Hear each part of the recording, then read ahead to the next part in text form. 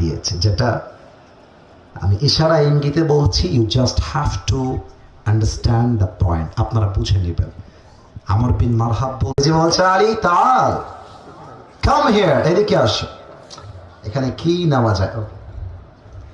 Can you see this bottle? এই যে বোতলটা পানির বোতল দেখা যায়? একটু জোরে বলেন, দেখা যায়? জাস্ট 5 সেকেন্ডের জন্য ভাববেন এটা কোনো পানির বোতল নয়, এটা এক বিশাল লম্বা তরবারি। আর মাথায় রেখো, ইযহাব ফাইন্নাল্লাহা মাআকা।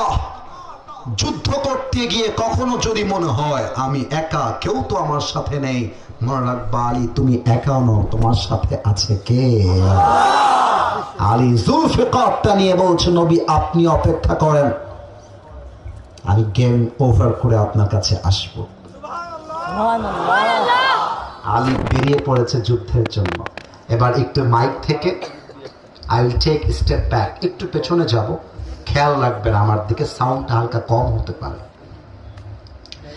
আমাকে খেয়াল করেন।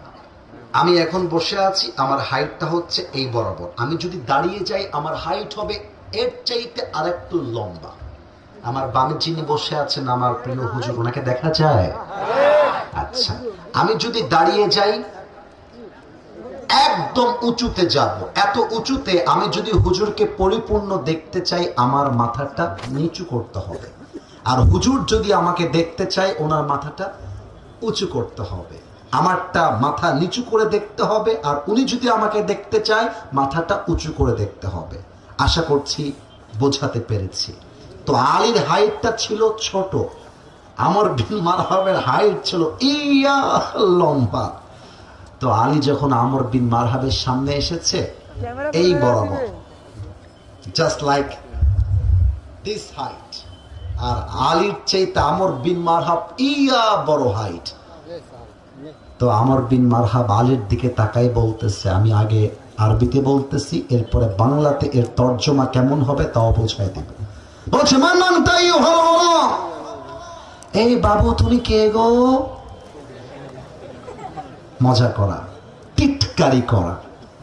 মাঝে মাঝে দেখবেন খেলার মাঠে খেলা চলতেছে, বড় বড় প্লেয়াররা উইকেট পড়ে গেছে, এলাকার ছোট ভাই বলছে আরে আমি হলে ফাটাই দিতাম, আমাকে চান্স দেন। তো দেখবা